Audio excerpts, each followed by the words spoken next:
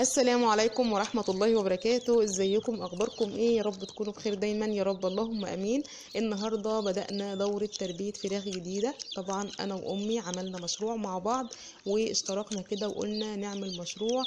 طبعا هنبيع منه وناكل منه كل حاجة، ولكن حبيت اعرض لكم كده الدورة المرة دي او التربية المرة دي على طريقة امي، ازاي هي بتستقبلهم، ازاي هي بتربيهم. طبعا انا عملت معاكم حلقات كتير هنا في القناة عن تربية الفراخ البيضة بطريقتي انا، ولكن المرة دي هوريكم طريقة امي فيها. طبعا انا ليا فراخ فيها ومشاركاها وكل حاجة، ولكن انا بقى مسلمة لها نفسي وماشية بطريقتها اللي هي متعودة عليها من سنين. زي ما انتم شايفين كده جبنا الكتاكيت، امي ما بتحبش تحط لهم دواء خالص، حطت لهم بس في المية خميرة بيرة وكمان سكر. وان شاء الله هنتابع معاكم باقي الايام الجاية هتحط ايه وتستخدم لهم ايه.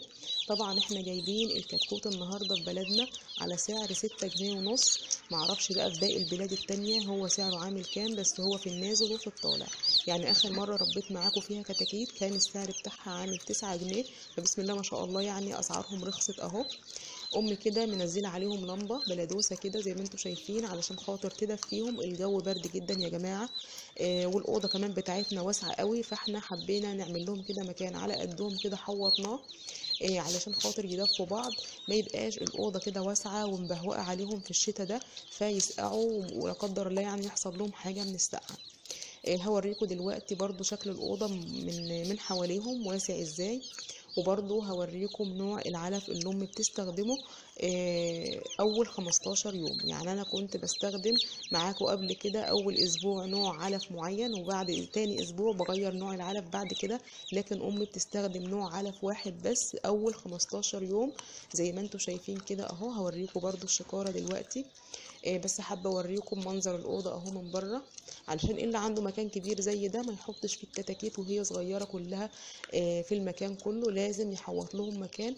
وبرده بقى شويه بشويه كده بنوسع لهم لحد ما بنسيبهم في وسع الاوضه كلها بالشكل ده كده اهو. ده شكل العلف اللي امي بتستخدمه، النور والبركه، اسمه علف بادي تسمين النور والبركه، تركيز 23% بالشكل ده كده اهو. لان انا كنت غلطت قبل كده واتلخبطت وقلت لكم ان احنا بناكلهم في الاول تركيز 21%، لكن الحقيقه ان هم بياكلوا تركيز 23%، فحبيت برضو اصحح الغلطه دي لان سهى عليا بصراحه وجل من لا يسهو. فاحنا جايبين شكاره كده علشان تقضيهم ال 15 يوم. ولكل الناس اللي بتسال الكتاكيت عدد معين يتكلفوا قد ايه، العليقه بتاعتهم هيشتروا لهم قد ايه طول الدوره اللي هي 40 او 45 يوم. ان شاء الله هعمل معاكم حلقات كتير عن الموضوع ده. فزي ما انتم شايفين اهوت حطينا كيس المرتبه القديم كده فوقهم، عملناه زي سقف عليهم علشان برضو نغطيهم. احنا برضو الاوضه لها سقف وكل حاجه، بس برضو ده كده يعني برضو كنظام تدفئه شويه، لان مش عايزه اقول لكم الجو ساقع قد ايه، فهم طبعا مش هيستحملوا السقعه الشديده دي، فاحنا على قد ما بنقدر بنحاول ان احنا ندفيهم بالشكل اللي انتوا شايفينه ده. طبعا الكلام مش هيخلص في حلقه واحده، في حلقات كتير ان شاء الله وموضوعات كتير اكتر واكتر. طبعا قدمت معاكم تربيه الفراخ البيضاء كتير قبل كده، ولكن المره دي هتكون باسلوب مختلف، باسلوب امي بقى، وهيبقى فيه حلقات كتير ومتنوعه قوي. فتابعوني في الدورة إن شاء الله بإذن الله وهتستفيدوا كتير جدا. وأي سؤال هتسألوه لي أنا هسأل أم عليه وهرد عليكم بطريقتها هي وإزاي هي بتتعامل معاهم، لأن زي ما اتفقنا بقى الطريقة المرة دي على طريقة أمي إن شاء الله بإذن الله. أشوفكم يا حبايبي في فيديو جديد، وتحت أمركم في أي سؤال إن شاء الله هتسألوه لي. وأشوفكم في فيديو جديد، والسلام عليكم ورحمة الله وبركاته.